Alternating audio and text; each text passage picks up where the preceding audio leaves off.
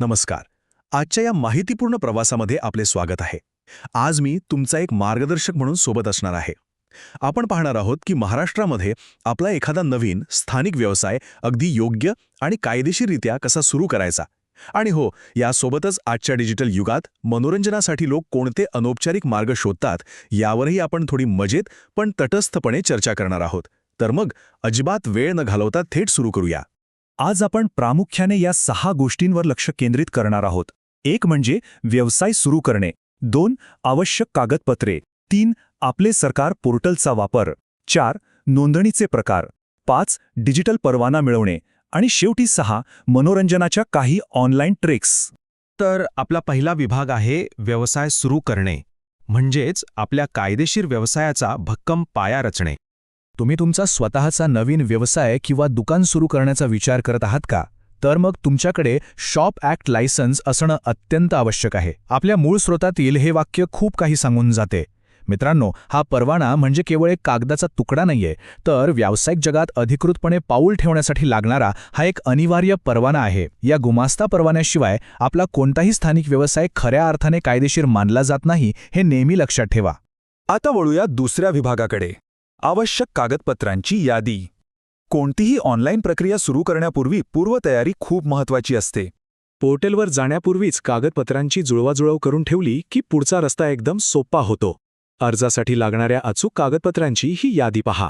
आपल्याला लागणार आहे मालकाचे आधार आणि पॅन कार्ड, मालकाचा स्पष्ट फोटो आणि स्वाक्षरी, दुकानाचा फोटो आणि अर्थातच जागेचा पुरावा, जसे की भाडेकरार किंवा घरपट्टीची पावती. एक छोटीशी आणि महत्त्वाची टीप सांगतो. ही सगळी कागदपत्रे आधीच स्कॅन करून डिजिटल स्वरूपात आपल्या कम्प्युटर किंवा मोबाईलवर तयार ठेवा. यामुळे अर्ज भरताना आपला खूप वेळ वाचेल आणि कोणतीही गडबड होणार नाही.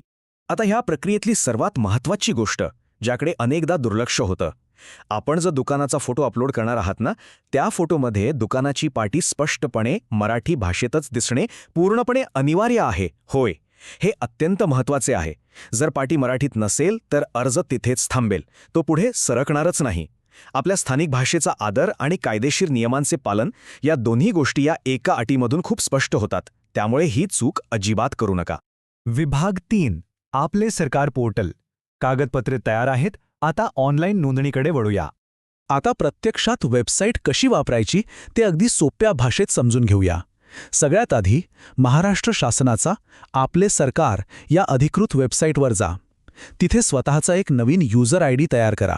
एकदा का खातं तयार झालं की डॅशबोर्डवर लेबर डिपार्टमेंट म्हणजेच कामगार विभाग असा पर्याय दिसेल, तो निवडा आणि त्यानंतर त्या अंतर्गत असलेल्या शॉप अँड एस्टॅब्लिशमेंट या पर्यायावर क्लिक करा. बघा किती सोपा आणि सरळ मार्ग आहे, अगदी कोणीही सहज करू शकेल असा. विभाग 4 नोंदणीचे प्रकार. इथे आपल्याला कामगारांच्या संख्येनुसार योग्य तो पर्याय निवडायचा आहे. एकदा का आपण पोर्टलच्या आत गेलो की तिथे एक अत्यंत महत्त्वाचा निर्णय घ्यावा लागतो. या 2 अर्जांमधील नेमका फरक समजून घेणं इथे खूप गरजेचं आहे. डावीकडची बाजू बघा. जर व्यवसायात काम करणाऱ्यांची संख्या 10 पेक्षा कमी असेल तर फक्त इंटिमेशन रिसिप्ट म्हणजेच फॉर्म F भरायचा आहे. ही एक अत्यंत सोपी आणि छोटीशी प्रक्रिया आहे. पण जर उजवीकडची बाजू पाहिली तर तिथे स्पष्ट लिहिलंय की जर कामगारांची संख्या 10 पेक्षा जास्त असेल तर मात्र व्यवसायाची संपूर्ण आणि सविस्तर रजिस्ट्रेशन म्हणजेच नोंदणी करावी लागेल. त्यामुळे अर्ज करताना कामगारांचा अचूक आकडा लक्षात घेणं खूप महत्त्वाचे ठरते. विभाग 5 डिजिटल परवाना. आपण आता या प्रक्रियेच्या अगदी अंतिम टप्प्यावर आलो आहोत. योग्य तो फॉर्म निवडल्यानंतर आणि सर्व माहिती भरल्यानंतर शासनाने ठरवून दिलेले शुल्क आपल्याला ऑनलाईन भरायचे असते.